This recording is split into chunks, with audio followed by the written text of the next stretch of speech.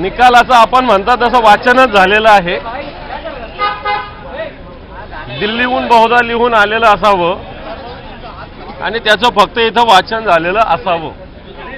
तर आपण म्हणता तसं वाचनच झालेलं आहे. कारण सर्वोच्च न्यायालयाने जे काही निर्देश दिले होते याचं पूर्णपणे अवमान या ठिकाणी विधानसभा अध्यक्षांनी केलेला आहे. सुप्रीम कोर्टानं राजकीय पक्ष कोणता एकच असेल अशा पद्धतीनं सुस्पष्टपणे भूमिका मांडली होती. त्यांना आमची जी भूमिका होती 16 आमदार अपात्र व्हावे, फार आमच्या विरोधात निकाल द्यायचा तर आमच्या आमदार अपात्रतेचा निर्णय व्हायला पाहिजे होता. परंतु हे पण आणि ते पण राजकीय पक्ष दोन नसतात, राजकीय पक्ष एकच आहे हे सुप्रीम कोर्टाने निर्देश दिलेले आहे. असं असताना अध्यक्षांचा हा निकाल हा सुद्धा चुकीचा आहे. दुसरं असताना जर एवढ्या सगळ्या याचिका निकाली करायच्या होत्या, खारिज करायच्या होत्या, तर याच्यासाठी वर्षभराचा कालावधी कशासाठी घेतला गेला हा पण एक प्रश्न आहे. आणि खऱ्या अर्थानं सर्वोच्च न्यायालयाने काही गोष्टी सुस्पष्ट केल्या होत्या की शिवसेनेचे मुख्य प्रतोद सुनील प्रभुसाहेब आहेत, भरत गोगावले यांची नियुक्ती रद्द केलेली होती. शिवसेना पक्षाचे प्रमुख गटनेते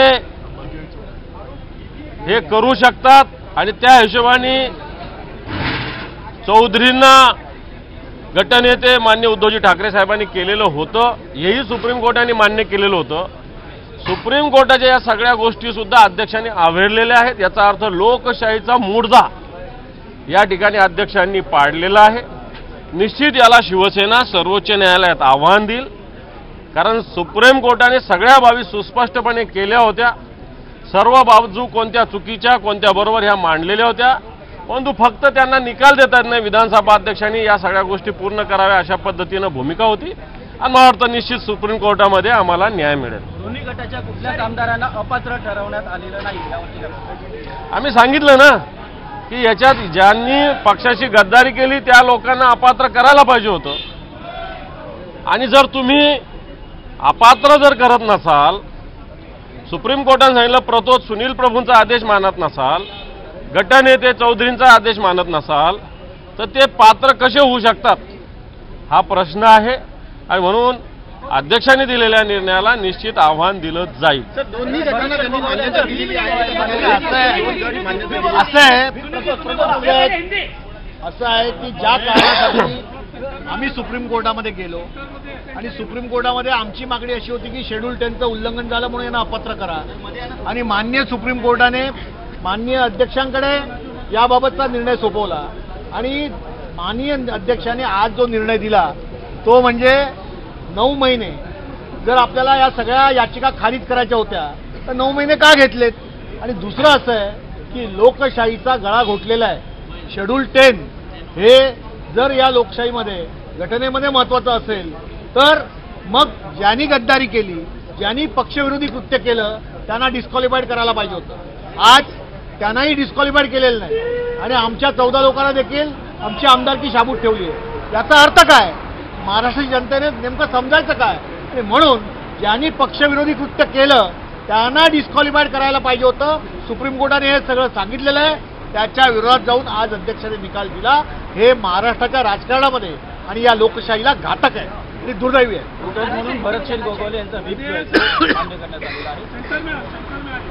भरतशील गोगावले यांचा व्हीप मान्य करण्यात आला. आज असं आहे की अध्यक्षांनी दिलेला निर्णय जो आहे त्या निर्णयाबद्दल जसं दानवे साहेब म्हणाले की लोकशाहीचा गळा घोटलेला आहे आणि लोकशाही या देशामध्ये अजून कायम आहे हे सांगण्यासाठी या निर्णयाच्या विरोधात सुप्रीम कोर्टात जाऊन लोकशाहीच्या हितासाठी, लोकशाही मूल्य जपण्यासाठी आम्हाला त्या ठिकाणी जाऊन न्याय मागायला लागेल. आणि निश्चित सुप्रीम कोर्टामध्ये गेल्यानंतर याच्यावर निश्चित न्याय मिळेल असा विश्वास आम्हाला. अपात्र ठरला नाही असा सुद्धा निकाल आला. अरे दोन्ही बाजूला तुम्हाला अपात्र करायचा नव्हता, निर्णय द्यायचा नव्हता, पक्ष ठरवायचा होता, मग 9 महिने का घेतलेत. 9 महिने विधानसभेच्या कामकाजातला वेळ घेतला, या ठिकाणी आमचा वेळ घेतला, महाराष्ट्र जनतेला टांगणीवर ठेवलं. नेमकं केलं काय, कशासाठी केलं. मग टाइमपासच म्हणायचं ना याला. बोल रे सर. खरं तर पक्ष वगैरे ठरविण्याचा अधिकार काय विधानसभा अध्यक्षांचा नाही. या बाबतीत सुस्पष्टपणे सगळ्या याचिका सर्वोच्च न्यायालयात चालू आहे. असं असतानाही पक्षविषयावर विधानसभा अध्यक्षांनी भाष्य केलेलं आहे. पक्ष एकच असतो आणि ज्या पक्षातून ज्याने कोणी पक्षविरोधी कार्य केलेलं आहे, काम केलं आहे, त्याला डिस्क्वालिफाय केलं पाहिजे. या गोष्टी इथं पाळल्या गेलेल्या नाही.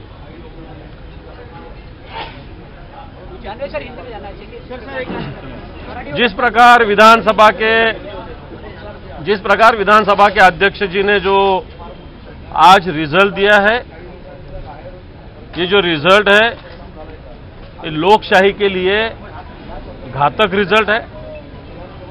जिस प्रकार सुप्रीम कोर्ट ने विधानसभा अध्यक्ष को निर्देश दिए थे व्हिप के बारे में, गठनेता के बारे में और पॉलिटिकल पार्टी के बारे में. पॉलिटिकल पार्टी एक ही होगी. व्हिप जो था वो कैंसिल किया गया था, जो शिंदे गुट ने दिया था. गठनेता भी जो उद्धव जी ठाकरे साहब ने दिया था उसको लीगल माना था. वो सब होते हुए भी विधानसभा अध्यक्ष ने अलग प्रकार की भूमिका रखी है, जो लोकशाही के लिए अच्छी बात नहीं है. ये महाराष्ट्र फुले जी, शाहू जी का, अंबेडकर जी का महाराष्ट्र है. लोकशाही मजबूत करने का भी महाराष्ट्र ने किया है. लेकिन विधानसभा अध्यक्ष ने महाराष्ट्र में लोकशाही की मजबूती कम करने का प्रयास किया. इसके बारे में शिवसेना तुरंत सुप्रीम कोर्ट में जाएगी. हमको आशा है सुप्रीम कोर्ट हमको जरूर न्याय देगा. Thank you.